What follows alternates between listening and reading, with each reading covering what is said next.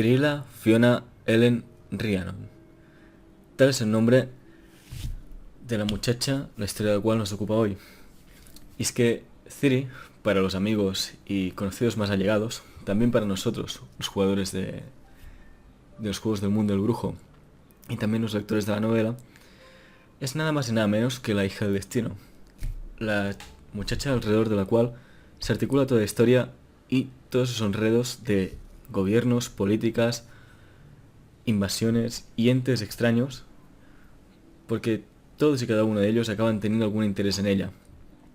De esta forma, Ciri se convierte en el centro de este universo del mundo del brujo, y ya desde antes de su nacimiento, su destino estaba sellado y relacionado con el de Geralt de Rivia, el protagonista de esta historia.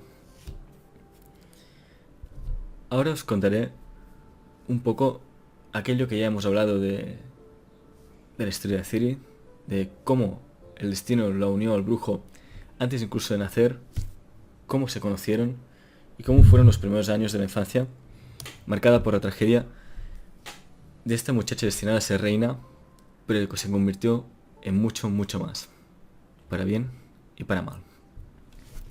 Espero que os guste. Bien. Al inicio de toda la historia de Ciri, tenemos que remontarnos a por qué está relacionada con el otro gran personaje extraordinario de la saga del brujo, que no es ni otro que el propio Geralt de Rivia. No en balde, la historia lleva su nombre. Es conocido como la saga de Geralt de Rivia, y es que es el personaje a través del cual se nos va narrando prácticamente toda esta historia, tanto en las novelas, en las que también vemos otros personajes, como sobre todo en los videojuegos, en los que literalmente lo encarnamos como Avatar. Sucedió que Geralt de Rivia estaba viajando en su labor eterna de cazar monstruos y de ganar contratos a base de apartarlos a aquellos que molestaban más a la sociedad, y acabó yendo a Cintra, un pequeño reino bastante próspero en el sur del mapa. Allí la reina Calante lo contrató para un encargo el cual no le dijo cuál era, simplemente le ordenó estar allí. Calante, conocida como la Leona de Cintra, no tenía ese mote en balde, pues era una reina de un fervor y una rabia proverbial. Una monarca que todo el mundo, todo el reino consideraba justa, pero también muy dura. Y Geralt sabía, pese a lo poco que le gustaban las cosas poco claras, los encargos que no estaban definidos y las conjuras y los engaños, siendo una persona tan franca y honesta como él, pues siempre, no tuvo otro remedio que aceptar, pues sabía que la cólera de la reina solo le traería problemas al final. Así pues, aceptó permanecer en una cena de gala durante un tiempo hasta que le fuera revelada su misión. Y en aquella cena de gala, repleta de nobles, entre los que podríamos destacar a Craig Crate, que podemos tener aquí como líder de Skellige, otros grandes líderes de Skellige, o Sturseit, su tío, y también uno de los Jarls de Skellige, además de muchos otros nobles. En medio de todo aquello, con una tempestad enorme que se desataba fuera del castillo, mientras que en su interior reinaba el calor, las charlas y el regocijo, y sobre todo toda una suerte de conspiraciones e intentos de galanteo para conseguir a la infanta Pavetta, la que estaba destinada a convertirse en reina una vez Calante accediera al trono, y por lo tanto aquel que la desposara, la infanta Pavetta, se convertiría también en el futuro rey consorte. En medio de todas estas intrigas que el brujo no comprendía ni quería comprender, se abrieron las puertas del palacio, y entró un ser monstruoso, al que todos esos gallardos caballeros que pretendían la mano de Pavetta no tardaron en sacar sus filos y enfrentarlo. Pero el monstruo resultó, o así él lo manifestaba, ser humano, y ante el pasmo de todas las gentes allí reunidas, la reina Calante lo dejó pasar. El monstruo, al que burlonamente llamaron como el erizo, pues estaba repleto de espinas y pinchos por todo su cuerpo, de tal modo que apenas se le veían los ojos, se presentó como Duni y dijo estar maldito. Duni quiso, aunque no lo manifestó claramente, también albergaba las esperanzas de poder desposarse con Pavetta, de ser un candidato, lo que fue recibido por parte de la reina y los demás caballeros y nobles que pretendían a Pavetta con burlas y como una broma, con sorna. Pero Duny lo decía en serio. Y en un momento dado, cuando intentaron de nuevo atacarlo y retirarlo, y cuando la reina Calante ordenó al brujo que apartara de sí ese monstruo, que ese era su encargo, y el brujo diciéndole que no podía, pues no se trataba de un monstruo, sino simplemente un ser maldito, entonces, cuando todo parecía que apuntaba que tanto el brujo como Duny serían detenidos, la infanta Pavetta estalló de rabia, y su estallido de rabia y de llanto provocó ondas magnéticas a todo alrededor del palacio, haciendo que una brisa tormentosa penetrara en el interior y hiciera que todos los caballeros se tuvieran que arrodillar o saldrían despedidos. Pues la infanta Pavetta, aunque muy poca gente lo sabía, era una fuente mágica sin entrenar, una fuente mágica de terrible poder, y cuando estalló su rabia, sin saber cómo controlarla, poco más que acabó con el castillo. Y en medio de toda esta vorágine, en la que todos los caballeros, los nobles, estaban volando por ese estallido que no podía controlar pues nunca había recibido entrenamiento para ser hechicera, en medio de todo esto, el brujo y el druida Armiño, que estaban allí, ambos, y que eran los únicos que habían detectado desde el principio que había algo extraño en la infanta por ser capaces de detectar la magia, consiguieron acercarse y derribarla, y consiguieron con conjuros calmar su ira. Sin embargo, un nuevo estallido parecía amenazarlos, y entonces el brujo lo comprendió. Le dijo a la reina Calante que había un modo de solucionar todo aquello, que había un modo de acabar con la ira de Pavetta, que había un modo de conseguir que Duny dejara de ser un monstruo, que Duny ya no fuera un problema. Y la reina Calante, intrigada, aunque nada contento, pues lo que ella esperaba del brujo es que diera muerte al monstruo, dejó hacer. Y lo que propuso el brujo fue: si yo rompo la maldición, si yo os lo soluciono, me vas a dar una recompensa. Y la reina le dijo: ¿cuál será esta? Y el brujo, medio en burla, invocando una antigua fórmula de los cuentos fantásticos y caballerescos, invocando una fórmula mucho más antigua de lo que él mismo creía, le dijo: dame lo que tú no esperas encontrar en tu casa. Dame lo que tú ya tienes y aún no sabes. La reina, y también Pavetta, porque a ella iba dirigida sobre todo esta petición,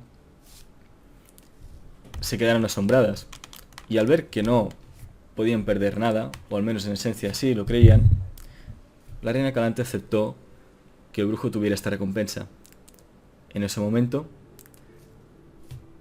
la infanta Pavetta y Duny se acercaron, se besaron y se rompió la maldición. Pues la maldición requería de amor verdadero. Y desde hacía mucho tiempo, aunque muy poca gente lo sabía, solo la reina Calante, y por eso había contratado al brujo, porque sabía que este monstruo rondaba a su hija Pavetta y sabía que de una forma extraña su hija Pavetta le correspondía, y por eso había hecho venir al brujo para que intentara alejarlo e intimidar al monstruo, pero no lo consiguió, sino al contrario. Cuando se besaron, la maldición se rompió y Duny se presentó como un hombre de cabellos largos y negros, y también se presentó como un noble, según él, heredero de un antiguo reino del sur, más al sur de lo que era la propia Cintra. Pavetta dijo estar enamorada de Duny, y aunque Calante no quería permitirlo, al final cedió, pues Ace Tursage, el Chal de Skellige, había sido durante muchísimos años su amante en secreto, incluso en tiempos de que el rey de su marido estaba vivo, y la combinó a aceptar esta relación que, pese a que no parecía dar sus frutos, estaba claro que nacía del amor, pues había roto una maldición, y de todos era sabido que solo el amor verdadero era capaz de obrar tales milagros. La reina, al final, conmovida y sobre todo sintiéndose hipócrita por el hecho de que él toda la vida había estado enamorada de otro hombre en secreto, y había tenido también a su vez una relación fuera de lo establecido, decidió perdonar a su hija, perdonar a Duny y perdonar al brujo, y así permitió esta relación. más sabiendo que seguramente Duny decía la verdad en lo que era un pretendiente del mismo nivel que Pavetta, y por lo tanto no era un matrimonio tan desagradable para ella.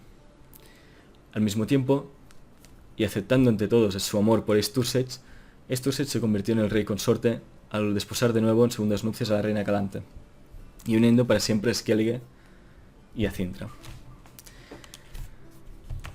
Por supuesto, lo más importante de todo esto es la promesa que el brujo, de forma irónica y sin conocer realmente lo que estaba diciendo, más bien como una burla a todas estas costumbres que él no entendía y no quería compartir los nobles, aburrido y asqueado por tanta palabrería y hipocresía en la corte, e invocando esta fórmula antigua propia de sus cuentos, de los cuentos de los nobles y de sus leyendas, realmente se había prometido lo más importante que nadie pudiera esperar, la heredera al trono de Cintra. Pues claramente, aquello que no esperas encontrar en tu casa, y lo que ya tienes pero no sabes, era el embarazo de Pavetta, que mucho tiempo atrás ya se estaba viendo con Duny en secreto, y teniendo relaciones había quedado embarazada, sin ninguno de los presentes saberlo, ni siquiera el brujo. Y entonces, desde ese mismo instante, Ciri fue la hija del destino prometida al brujo. Por ciertas circunstancias nunca llegó a cumplir su promesa. El brujo fue a buscarla cuando Ciri tendría 6 años y la reina le dijo que no podía llevársela, pero él le dijo que había hecho un juramento sagrado, que era su recompensa, que no podía irse sin ella. Y la reina le mostró cuán feliz era Ciri en el palacio, que estaba destinada a convertirse algún día en reina, y que qué vida podía ofrecerle a un brujo sino una vida miserable de vagabundo. Entendiendo eso, Geralt se retiró, viéndola solo de lejos, y decidió que esa no era vida para una niña y que renunciaría a la hija que le estaba realmente destinada. Pero sucedió que años después, Ciri fue raptada y la reina Calante, desesperada porque no conseguía encontrarla, la hizo llamar para que la pudieran hallar. Y es que Ciri se había perdido Ibis y Rota y no conseguían encontrarla de ninguna forma. Geralt, furioso porque sabía que eso era causa suya, porque una vez el destino te ata a una persona, no debes separarte de ella o no debes negar el destino. Por muchas pocas cosas que él pudiera ofrecerle, partió en su búsqueda y la encontró de forma desesperada en los bosques del Brokilon, en los bosques de las Dríadas. Allí, la reina de las Dríadas, como era tradición cuando una muchacha entraba y le perdonaban la vida, quería hacerle beber la poción mágica que hacía a todas las muchachas perdidas que se olvidaran de su pasado y adoptaran el cuerpo de una dríada, adoptaran la forma de una dríada y por lo tanto se convirtieran en hijas de pleno derecho del Brokilon, pues al final, sin recuerdos antiguos, adoptaban el modo estilo de vida de las dríadas gustosas y complacientes y acaban simplemente engrosando el estilo de vida formado por las mujeres del Brokilon. Geralt le suplicó a Eithne que no lo hiciera, que era su destino el que Ciri estuviera con él. Pero Eithne simplemente le dijo, si este es el destino, esta poción no le hará nada. Y aunque Eithne, a la que la poción nunca le había fallado, estaba convencida de que en realidad tampoco le fallaría y que Ciri pasaría a ser una de las dríadas, ella consideraba que era un pago justo, pues al pasar los bandidos que la habían raptado por el Brokilon, las dríadas habían asesinado y por lo tanto salvado a Ciri, asesinado a sus captores, y tampoco, como era su costumbre, la asesinaron a ella, sino que le dejaron paso libre por ser una niña y la cogieron entre sus filas. Por lo tanto, Eithne consideraba que estaba en su pleno derecho de convertirla en una de ellos. Ciri, con el brujo muerto de rabia y sostenido y apuntado por los arcos de las dríadas, bebió el brebaje. Y tal fue la sorpresa de todos cuando no le hizo absolutamente nada. La sustancia pasó por sus labios, se tragó el cuenco entero y nada pasó. Así pues, Eithne, derrotada, dijo que lo que era justo y le preguntó a la niña, a Ciri, qué es lo que quería hacer. Quedarse con ella segura en el Brokilon, protegida, volver con su familia o irse con aquel brujo que afirmaba que le era destinado. Y Ciri, que durante toda su vida había oído rumores de la historia de Geralt de Rivia, del brujo, que le estaba destinado, la historia de cómo ella pertenecía de alguna forma o tenía su destino cruzado con una persona a la que no había visto nunca, y viendo todo el esfuerzo que Geralt había hecho por protegerla e intentar salvarla del olvido de sus recuerdos, decidió ir con él. Pero Geralt, recordando que le había prometido a la reina Calante que no se la quedaría, al final la entregó de nuevo al druida Arminio, que era uno de los grandes protectores de Ciri por el hecho de que también en cierta parte era hija de Skellige, al ser Estursage el rey consorte, en ese momento, el marido de la reina Calante, pues le había puesto a Arminio como protector, por ser un druida de la magia que controlaba bien estos elementos, y también porque Arminio siempre intentaba ayudar a Pavetta a controlar sus espasmos de rabia mágica, ya que no tenía ella formación para ello. Así pues se fue con Arminio y regresó con su abuela. Pero esta no sería la última desgracia de Ciri, pues perdió también a sus padres tiempo atrás. Y es que como Cintra y Skellige estaban tan relacionados por el matrimonio entre Estursage y la reina Calante, Ciri pasó la mayor parte de su infancia acompañada de Craig y bajo su protección cuando este se convirtió en Jarl, y viviendo en las islas de Skellige, donde estaba mucho más segura que en la propia Cintra, en la que siempre la amenazaban ciertas conspiraciones. Pero la desgracia quiso que en un accidente marítimo sus padres, Tune y Pavetta, murieran, dejándola huérfana, y provocando todos estos sucesos del bosque de Brokilon de los que hemos hablado. Y esta no sería la última de sus desgracias, pues la última persona que le quedaba en el mundo, la última pariente que le quedaba en el mundo, su abuela Calante, fallecería también poco tiempo después, pues el imperio Nilfgaard, el cruel imperio del sur, invadió de golpe a los reinos del norte empezando por Cintra, y nadie esperando ese ataque, no pudieron los valientes guerreros de Cintra defenderse, y perecieron en una guerra que, aunque se presentó sin cuartel y la propia reina Calante y Estursage y las tropas que había de Skellige ayudaron en lo que pudieron, nada fue posible para detener al imperio con su enorme ejército y poder económico. Con su último aliento, ya una calantería entregó a Ciri a los últimos caballeros fieles que le quedaban y les ordenó que dieran su vida protegiéndola y huyendo de allí, que la entregaran a Geralt de Rivia, pues sabía que esa niña le estaba destinada y sabía que era el único lugar en el que Cirila estaría a salvo.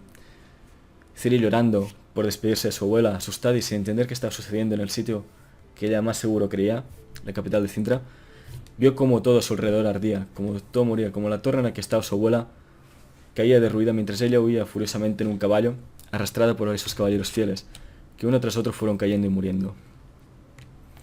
Hasta que al final, un enorme caballero, vestido con armadura negra y con un yelmo con alas de águila encima de un alazán negro descomunal, se lanzó en carga hasta el último de los caballeros que la protegían. Abrazado a ella, Ciri cerró los ojos y ya no vio nada más, solo sintió el impacto de los caballos, cayó de bruces al suelo y se desmayó. La imagen de este caballero, con el yelmo de alas de cuervo, esta imagen demoníaca de alguien con la espada alzada lanzándose sobre ella y a punto de matarla, fue una imagen que la perseguiría en pesadillas por muchísimos años. Tanto era así que estuvo vagando como huérfana de guerra, aunque todo el mundo la daba por muerta, por los campos de los Tres Ríos, la zona entre Cintra y el resto de los reinos del norte, y allí padeció hambre, sed, desnutrición y todos los peligros y torturas que sufren los niños de guerra. Mientras tanto, desesperado y sabiendo la suerte que había corrido Cintra, Geralt se lanzó al sur a buscarla desesperado, pero no consiguió hallarla. Y allí contempló una de las más grandes batallas que ha habido en los mundos del brujo. Y es que Nilfgaard chocó contra Soden y contra el Yaruga, el río que era la barrera natural entre el norte y el sur. Y allí los norteños combatieron al ejército de Nilfgaard. Y así también lo hicieron algunos de los hechiceros más poderosos que había en el norte, intentando evitar que las huestes de Nilfgaard avanzaran. Esta batalla, conocida como la batalla del monte Soden, se decidió simplemente porque los norteños estaban tan enfadados y tan rabiosos por la pérdida de Cintra y la muerte heroica de la valiente reina Calante, que lucharon con mucho más frenesí que los propios nilfgaardianos, y aunque las fuerzas estaban igualadas, los doblegaron y obligaron a retroceder hasta Cintra, de tal modo que la frontera se paró en el Yaruga y Nilfgaard no pudo continuar conquistando. También allí multitud de hechiceros fueron heridos, y se puso una lápida en el monte Soden recordando a estos heroicos hechiceros que murieron en batalla intentando protegerlos, una de las cuales O entre otros nombres célebres encontramos a Yennefer, que no murió pero quedó ciega durante muchísimos años, bueno, durante muchísimos meses, por las heridas que le habían infligido los hechizos mágicos de los magos de Nilfgaard, de los hechiceros de Nilfgaard. Triss Merigold se dio por muerta y algunos magos bastante jóvenes llegaron a convertirse en héroes de guerra y a conseguir un gran poder. Entre estos encontramos a Vilgefortz, un mago de increíble poder, un mago muy joven, pero que se convirtió en el principal referente heroico de aquella batalla de los hechiceros. Y a partir de ahí se convirtió en miembro del concilio, el más grande, digamos, órgano administrativo y político de los hechiceros, y acumuló una gran influencia y poder, de tal modo que se convirtió en el consultor principal de los otros hechiceros. Pero eso es otra historia. Finalmente, Geralt no pudo eludir el destino y consiguió encontrar a Cirilla. Y es que la casualidad quiso que se encontrara con un comerciante al que estaban atacando unos ghouls, un ejército de carroñeros, de monstruos que se dedican a saquear nuestros cadáveres para devorarlos, y aun a riesgo de su propia vida lo protegió. Y atacó al nido de ghouls, derribando no menos de una veintena, pero quedando herido en batalla. En agradecimiento, el comerciante lo cogió, lo puso en su carro de mercancías y lo quería llevar a casa para que se curara. Y mientras el brujo se iba recuperando, el comerciante le hablaba de todas sus hijas y de una de ellas que era nueva y que habían adoptado porque se habían encontrado a la puerta de casa muerta de hambre. El destino quiso que cuando llegó, Geralt reconociera inmediatamente a Ciri y Ciri se echara a sus brazos, pues esta hija adoptiva que tenía el comerciante no era otra que ella, que había ido huyendo hasta encontrar esa casa en la que trabajaba haciendo de costurera para este comerciante. Entonces Geralt se llevó a Ciri, ya definitivamente adoptándola como... La llevó directamente a Kaer Morhen, el único lugar que él consideraba seguro, pues es el hogar de los brujos de la Escuela del Lobo, a la que él pertenecía. Y la llevó allí, y cuando la presentó ante los demás pocos brujos que quedan en el norte de la Escuela del Lobo, él la presentó de la siguiente manera. Ella es Ciri, y es mi... Se interrumpió. Es nuestro destino. Y con estas palabras, Ciri pasó a formar parte de la familia de brujos que quedaban. Pues los brujos, que habían quedado después de que los diezmaran, no eran ya capaces de llevar bien el proceso de mutación que convierte a un joven normal, a un joven humano, en un brujo con un cuerpo capaz de enfrentarse a monstruos, ya que los brujos que habían quedado eran todos brujos de combate. No quedaron brujos alquimistas que estaban acostumbrados a llevar el proceso, no quedaron brujos médicos. Y por lo tanto, aunque ellos seguían haciendo su proceso de buscar a jóvenes perdidos, a niños, a los que sus padres no necesitaran para llevárselos y entrenarlos como brujos, la mayoría ya no podían sobrevivir a este proceso porque no había nadie experto que supiera cómo llevarlo a cabo de forma que no fuera dañina para el organismo o que lo fuera lo menos posible. Siempre en este proceso de mutación y entrenamiento que sufre el cuerpo de un brujo, siempre había habido pérdidas, pero ahora era prácticamente inviable.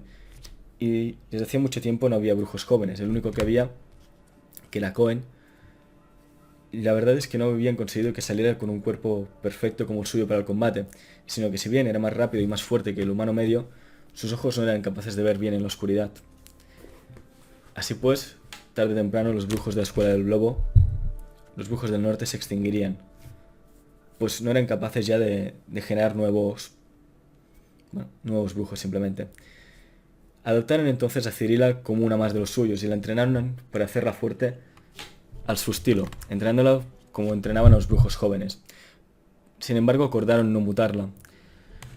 Y es que Cirilla padecía, como había padecido también su madre, una extraña capacidad mágica, y de cuando en cuando parecía que era capaz de hablar con una especie de voz demoníaca, entrar en un trance que predecía el futuro y anunciaba la muerte de todos estos brujos.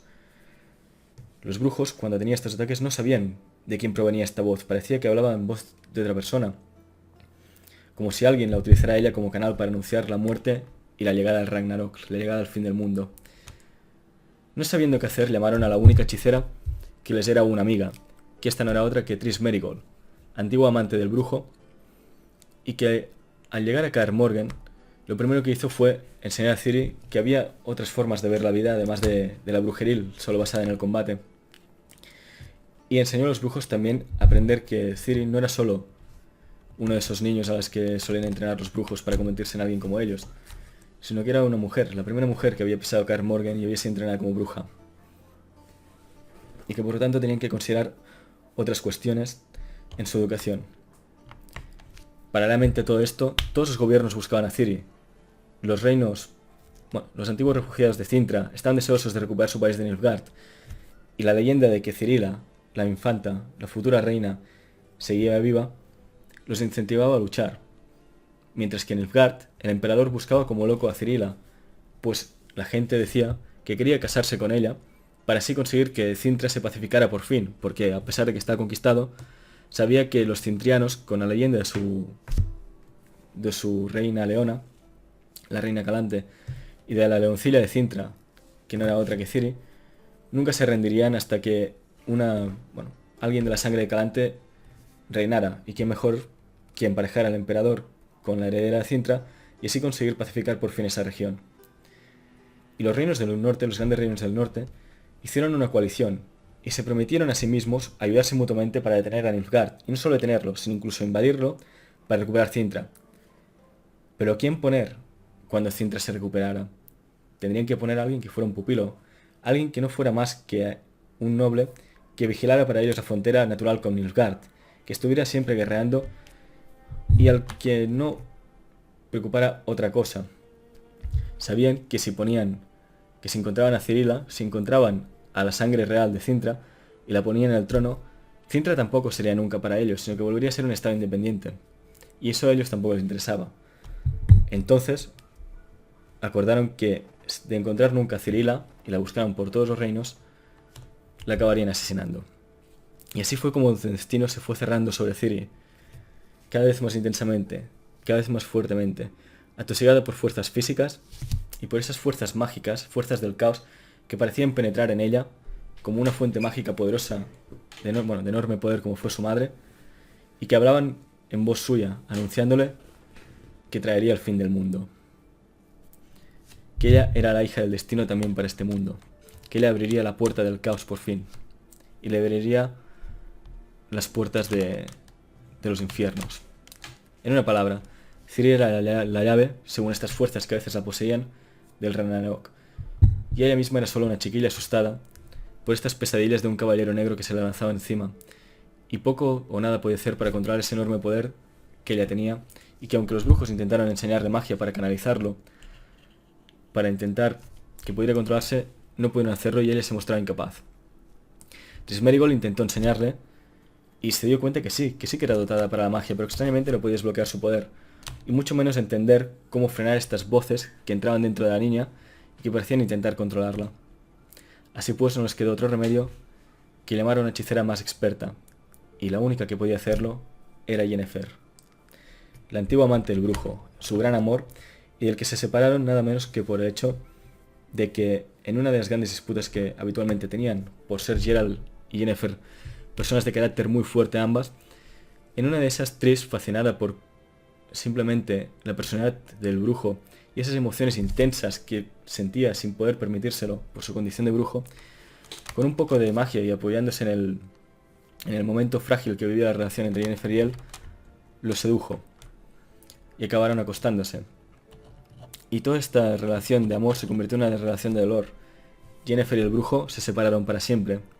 Triss y Yennefer, que eran grandes amigas, continuaron siéndolo, pero nunca volvieron a confiar como antes la una en la otra. Y Geralt, tan arrepentido por lo que le había hecho a Yennefer, separó de sí para siempre a Triss. Y nunca más dejó, por mucho que ella insistiera, que se acercara otra vez a su lecho y que simplemente pudieran estar juntos, pese a que Triss lo aspiraba vivamente.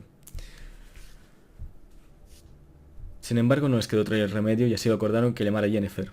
Llevaron al santuario de Melitel a Cirila, un santuario que el brujo consideraba seguro, en el que las sacerdotisas de la diosa de la vida se iban formando, y allí tanto Triss como Geralt, que sabían que estaban siendo seguidos y que sabían que tarde o temprano hallarían a Ciri si seguían con ella, se separaron, se despidieron y la dejaron al cargo de Yennefer, que vino tiempo después y se ocupó de su educación mágica. Allí, pese a que Yennefer al principio detestaba a Ciri por recordarle su relación con el brujo, y Ciri no le caía muy bien Yennefer porque había oído rumores de que era el motivo principal por el que el brujo tenía esa melancolía, al final acabaron adoptando una relación casi de madre e hija. Yennefer le enseñó todo, le enseñó cómo eran las costumbres, le habló del sexo, de cómo, llegado el momento, podría desearlo y lo que debía hacer para estar segura y tranquila. Le enseñó todas las artes mágicas y le enseñó a controlarla para convertirse en una gran hechicera, mostrándole que su poder era controlable. Le ayudó por fin a que sus pesadillas desaparecieran, o, si no desaparecían, a controlar sus temores. Y finalmente le anunció que la llevaría a la escuela de Letuce para que acabara su formación. A Ciri eso no le hacía ninguna gracia, pero respetaba de tal modo a Yennefer que entendía que su juicio era superior y que por lo tanto se la llevaba a convertirse en una hechicera, sería porque es lo más conveniente. Y ahí fue donde se selló otra vez, de nuevo, el destino aciago de Ciri. Pues en Aretuza, en la isla de Thanet, se iba a celebrar un gran concilio de hechiceros, que, viendo que los monarcas del norte les estaban perdiendo confianza, y viendo que los rumores de guerra entre Nilfgaard y los reinos del norte cada vez parecían más cercanos a concretarse, convertirse en una nueva guerra, decidieron reunirse todos los hechiceros, que normalmente eran consejeros de los reyes, e intentar acordar una vía para, desde su neutralidad como hechiceros, intentar mantener la paz. O ese en principio era el argumento. El sitio donde quedaron Thanet, también este era el sitio donde se edificaba, la isla de Thanet, donde se edificaba la Torre Golondrina, una torre muy antigua en la que existía un portal, que fue uno de los primeros portales que se abrió después de la conjunción de las estrellas, y era un portal tan inestable y tan peligroso que los hechiceros lo sellaban y se atrevían muy poco a poco a hacer estudios académicos para ver realmente dónde llevaba y qué es lo que hacía exactamente este portal, porque si no lo sellaban, de cuando en cuando salían cosas demoníacas de él, y tampoco ellos sabían controlarlo muy bien, y siempre que habían intentado experimentar con él, llevaba a la tragedia. Y es por eso que, digamos, el centro del mundo mágico acogía esta torre con este portal, porque podían hacer experimentos muy interesantes con él. Pero la noche antes del consejo, Ciri huyó. Decidió que si tenía que estarse encerrada en un convento para convertirse en hechicera, tenía que despedirse de Geralt, que no había visto en mucho tiempo. Y sabiendo que Geralt estaba, por rumores, en una aldea vecina, decidió escaparse del lugar dado de Yennefer, y huyó en medio de una noche de tormenta. En esa noche de tormenta fue perseguida por Scoia'tael, las bandas élficas que buscaban la libertad para ellos, para razas antiguas, y buscaban que los humanos desapareciéramos, pero consiguió de ellos escapar, agachando la cabeza y corriendo, con sus reflejos recién adquiridos de bruja, consiguió huir de Scoia'tael, pero en medio de la tormenta escuchó el rugido de los caballos fantasmales, escuchó a la cacería salvaje y contempló por primera vez el mayor de los horrores. Alzó su vista al cielo y, creyendo que soñaba y que tenía de nuevo pesadillas, vio como una horda de jinetes fantasmales, con forma esquelética, se lanzaban desde el cielo hacia ella, cabalgando en caballos que parecían volar y surcar los cielos. Ella agachó la cabeza y corrió y corrió y corrió, intentando acercarse desesperada a la aldea, y trueno tras trueno, relámpago tras relámpago, los fantasmas se acercaban cada vez más a ella, hasta el punto en que notaba su aliento gélido en la nuca. Y fue de suerte que Geralt de Rivia realmente se encontraba en el pueblo al que ella se dirigía, y viendo la cacería salvaje desde lejos, y sabiendo que algo malo pasaba, se acercó corriendo. Y cuando vio quién era la muchacha que vivía de la cacería salvaje, se lanzó rabioso hacia los fantasmas, y sin poder herirlos y poder hacer demasiado, consiguió hacer ganar tiempo para que Ciri pudiera llegar a la granja donde él estaba vigilando en ese momento, pues estaba haciendo una misión de brujo. Pero cuando parecía que Geralt iba a ser derrotado fácilmente por estas apariciones fantasmales a las que no podía herir, se abrió un portal y de él surgió Yennefer. Convirtiéndose en una diosa de la furia, lanzó una bola de fuego que ahuyentó a los fantasmas y los expulsó de nuevo a su dimensión. Y así fue el encuentro entre Ciri, Yennefer y Geralt. Ciri, fingiéndose dormida, fue cogida por el campesino por el que Geralt estaba trabajando en ese momento, y Yennefer y Geralt hablaron por primera vez desde su ruptura. Decidieron que tenían que proteger a esa niña a la que tanto querían entre los dos. Ahí también se dijeron muchas otras cosas. Entre ellas se pidieron perdón por todo lo que había sucedido. Y descubriéndose como unos niños, como alguien que durante mucho tiempo había estado evitándose, aun sabiendo todo lo que se querían, supieron que ya jamás debían evitar estos sentimientos y decidieron volver a estar juntos. Y así fue como Ciri, fingiendo dormida, vio como Yennefer y Geralt volvían de nuevo a estar juntos, y ya sintiéndose como si fuera una familia, se dirigieron juntos hasta la isla de Thanet a participar en el consejo. Geralt como la pareja de Yennefer, y Ciri en una de las habitaciones para huéspedes esperando a que cuando acabara el consejo entrara en la academia. Allí Geralt conoció a este influyente hechicero llamado Vilgefortz. Vilgefortz, un hechicero lleno de ambición, un hechicero que prácticamente ya dominaba el consejo mágico, porque al ser un héroe de guerra había conseguido una influencia tal que todo el mundo le pedía por su poder y grandeza consejo, ofreció a Geralt de Rivia que se uniera a él, que se uniera al bando de los ganadores. Geralt no entendió exactamente esta petición, y sabiendo que todo eran conspiraciones alrededor de Ciri, también los hechiceros estaban intrigados por ella, simplemente decidió ignorarlo y decirle que nada les unía, por mucho que Vilgefortz insistió en que tenían más en común de lo que creía. Esa noche se desató la última y trágica historia que llevó a Geralt y a Ciri a separarse una vez más. Y es que entre los magos, entre los hechiceros, estalló una revuelta. Los hechiceros fieles a los reinos del norte sabían que entre ellos había traidores nilfgaardianos y habían en secreto formado una organización para detenerlos. Y en medio de Isla de Thanet explotó una batalla de hechicería como no se había visto en 100 años. Y es que había allí de todo, desde hechiceros que no sabían nada de lo que sucedía, hechiceros que trabajaban en secreto y estaban comprados por Nilfgaard, y los hechiceros que estaban intentando encarcelar a estos por traición. Y unos y otros estaban peleando entre sí, y los neutrales iban muriendo, y en medio de toda esta vorágine de combate, los bandos quedaron claros. Y es que Philippa Eylard se mostró como la cabecilla de estos hechiceros que conocían que había entre ellos traidores nilfgaardianos, y había reclutado toda una suerte de hechiceras, sobre todo, para intentar combatirlos y detener a estos hechiceros nilfgaardianos. Y el líder de los hechiceros que trabajaban para Nilfgaard no era otro que Vilgefortz. Vilgefortz, el que era considerado un héroe de guerra y que había prácticamente dado su vida y la de sus compañeros en el monte Soden, les había traicionado y trabajaba para Nilfgaard. La batalla que se originó fue inmensa, y debajo de los sótanos de la isla de Thanet aparecieron de golpe Scoia'tael, y apareció de nuevo el caballero de la armadura del yelmo alado. Y es que los nilfgaardianos, los hechiceros que trabajaban para Nilfgaard, habían recibido el encargo, sabiendo que Ciri estaría allí, de raptarla, y preveyendo lo que podía suceder, que quizá los habían pillado, habían ocultado a Scoia'tael para que les ayudaran. La batalla se volvió encarnizada. Entraron también tropas de Temeria, que Philippa Eylard, que era consejera del reino de Temeria, les había infiltrado también a su vez en previsión de lo que podía suceder. Y en medio de todo esto, el brujo se despertó, vio que Yennefer ya no estaba a su lado, y buscó a Cirila por todas partes, pues Cirila había desaparecido también. En medio del caos, intentando ayudar a algunos hechiceros y básicamente masacrando cualquier cosa que estaba a su alrededor, el brujo corrió y corrió siguiendo la pista de Cirila, hiriendo a todo aquel que se le cruzaba, fuera norteño o fuera nilfgaardiano, fuera elfo o fuera humano. Hasta que el destino se selló del todo, y ante la torre de la golondrina, la torre del portal, Ciri entró huyendo del caballero alado. Pues el caballero alado no era otro que Cair. Cair era un nilfgaardiano que servía a las órdenes del emperador. Pero Ciri, con sus reflejos de bruja, cuando Cair intentó cogerla, lo hirió prácticamente de muerte, casi le corta la mano, y siguió ella huyendo, dándose cuenta Ciri que con su entrenamiento ya no debía temer las pesadillas, sino que era alguien capaz de enfrentarse a cualquier mal.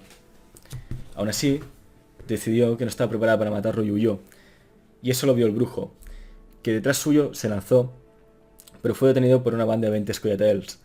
El brujo, henchido de rabia, los mató a todos, y lleno de la adrenalina de las pociones brujeriles, nada pudieron hacer los Scoia'tael contra él, a los que rebanó uno tras otro. Finalmente se plantó ante Cair, malherido, que le suplicó que le perdonara la vida. Y cuando el brujo, riéndose cruelmente, le dijo ¿por qué debería hacerlo?, Cair le contestó: debes hacerlo porque yo no entregué a Ciri al emperador. Yo la salvé, Cuando se desmayó yo la cogí. Vi que era una niña y no pude hacerlo. Me la llevé hasta un lugar seguro, la alejé de la guerra. Y por eso el emperador me condenó. Y por eso ahora vuelvo aquí. Porque la única manera que me perdone es que la vuelva a recuperar. Pero no puedo hacerlo. Y Geralt, sin saber exactamente por qué, diciendo al fin y al cabo que sí que era cierto que Cair, aunque formara las pesadillas de Cirila, realmente sí la había salvado y la había apartado de la guerra, y había conseguido que Ciri viviera más y le había dado la oportunidad de encontrarla, le perdonó la vida. Así fue como Ciri entró en la torre de la golondrina, y cuando Geralt iba a entrar detrás, Vilgefortz apareció volando y se plantó delante de él. Le ofreció de nuevo unírsele. Le dijo que eran mucho más parecidos de lo que él creía, que tenía que unirse al bando de los ganadores. Y Geralt, que como brujo quería mantener la neutralidad a toda costa y lo único que le importaba realmente era sacar a Ciri de allí, pues no entendía siquiera si la Yennefer misma, al que él quería, no la había traicionado, pues había desaparecido. Se giró y le dijo simplemente que era un perro Nilfgaard, que cómo se atrevía a servirlos, que con todo el poder e influencia que él tenía, cómo había sido capaz de traicionar a los suyos. Vilgefortz retiró su mano, ya sabiendo que nunca convencería a Geralt, y le dijo: no es el emperador el que me sirve a mí, no es el emperador al que yo sirvo, sino que el emperador, sin saberlo, me sirve a mí. Geralt se rió y se plantó delante de la puerta, y Vilgefortz le dijo que necesitaba a Ciri, que se apartara porque si no lo lamentaría. Arrogante y henchido de orgullo y de adrenalina, Geralt se plantó y le dijo que adelante. Y empezó una gran batalla entre ellos. Vilgefortz invocó un palo mágico, un bastón, y empezaron a combatir. Y Geralt, seguro de que rápidamente lo vencería como cualquier otro humano, se dio cuenta enseguida de su error. Y es que el palo mágico, cada vez que paraba un golpe con la espada, lo repelía, lo hacía chocar y le destruía sus defensas, pues ese palo encantado era imposible de detener. Y al mismo tiempo se dio cuenta de su error. Ningún humano podía moverse tan rápido como se movía Vilgefortz. Pero ya era tarde. Vilgefortz le rompió una rodilla, le rompió el hombro y de un golpe certero en la cabeza lo derribó, perdiendo él la conciencia. Y ya nada más supo Geralt de Rivia, hasta que se despertó bastante tiempo después en los bosques del Brokilon, donde supo que Triss Merigold lo había teletransportado allí, pues como nadie estaba seguro, como Geralt había matado a amigos y enemigos por igual en su búsqueda por Ciri, nadie sabía a qué bando pertenecía Geralt, y sabiendo Triss que estaba en peligro, lo había transportado al Brokilon con las Dríadas, pues sabía que no le harían daño alguno y lo podrían curar. Desesperado, Geralt quiso saber dónde estaba Ciri, pero nadie lo sabía. Ni los hechiceros, que suponían... Al final se impusieron los hechiceros del norte y encadenaron a la mayoría de los traidores, excepto a Vilgefortz, que había huido. Vilgefortz había huido. Los hechiceros no sabían cuál era la lealtad ni dónde estaba Cirila.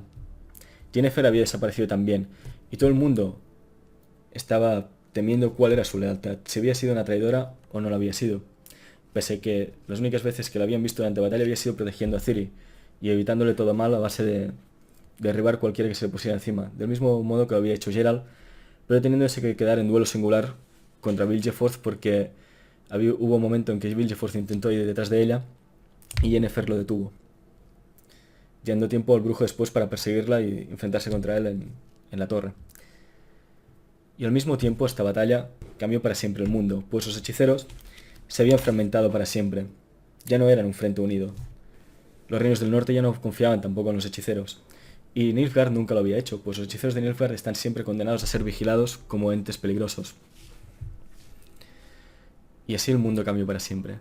Al mismo tiempo que se desarrollaba, digamos, el ataque o la lucha fratricida entre hechiceros en la isla de Thanet, Nilfgaard había invadido el sur por otro lado, cargándose el reino de Rivia por completo y quedándose a mitad del reino de Aedirn. La otra mitad del reino se lo quedó el reino norteño de Cadwyn. ¿Por qué? Porque esta promesa que habían hecho los 4 o 5 reinos grandes que había en el norte de luchar juntos contra Nilfgaard se rompió. Rivia pereció enseguida ante el ataque sorpresa de Nilfgaard. Aedirn aguantó un tiempo esperando refuerzos de Cadwyn, pero cuando finalmente Cadwyn no vino en su ayuda, sino que vino a quedarse los territorios del norte de Aedirn para Cadwyn el sur. pues habían acordado con Nilfgaard que en ese caso, para no combatir entre ellos, se repartirían de esta forma el reino. El reino de Temeria, el que estaba más al sur, vio como los que defendían las fortalezas del Yaruga, lo que era la frontera natural, eran sobornados por Nilfgaard, y por lo tanto los ejércitos nilfgaardianos pasaron la frontera del sur con facilidad, y sabiendo que ya no tenían el río para defenderse, tuvieron simplemente que ceder a las exigencias de Nilfgaard y simplemente dejar que invadieran esa parte, con lo cual no podían ir en auxilio de los otros reinos, porque si sacaban a sus tropas, Nilfgaard simplemente cruzaría la llanura que es Temeria y acabarían invadiendo. Y al mismo tiempo, el reino más poderoso de todos, el de Temeria, vio como su rey fue asesinado aquella noche. Nadie sabía por quién. Hay quien decía que era por traiciones, pero todo el mundo sabía al final que era Nilfgaard quien había hecho mandar a un asesino. Con lo cual, en una sola noche, Nilfgaard había puesto otra vez y más profundamente el pie en el norte. Geralt, muerto de rabia y derrotado por primera vez, había perdido a Ciri. Yennefer había desaparecido y todo el mundo pensaba que el otro bando tenía a Ciri. Pero Ciri se despertó en mitad de un desierto. Abrió los ojos y constató que no estaba en ningún sitio conocido. Vio un cielo azul, con un sol tan abrasador que la estaba dañando. Ella, herida y sangrando, no tenía ni comida ni agua, y estaba desesperada, alejada de aquellos a los que había querido y que habían jurado protegerla, sintiéndose traicionada pues no los veía y sabiendo que habían fracasado. En una palabra, la niña que había estado toda su vida huyendo de la guerra y las desgracias, volvía a estar sola. Y hasta aquí la primera parte del lore de Ciri. Espero que os haya gustado. En futuros vídeos hablaremos de cómo continúa la historia de Ciri, cómo todo este caos que se originó en la isla de Thanet se desarrolló y por qué Ciri apareció en el desierto, lo cual más o menos yo os puedo anunciar ahora. Ella, con su poder mágico, sin saberlo, activó el portal y fue teletransportada a un desierto del que ya hablaremos en próximos vídeos. Y Villefort, por ese motivo, no consiguió atraparla, porque como el portal era inestable, a Ciri le transportó a un sitio y cuando Villefort intentó ir detrás, pues supo que el portal lo llevaría a otro sitio.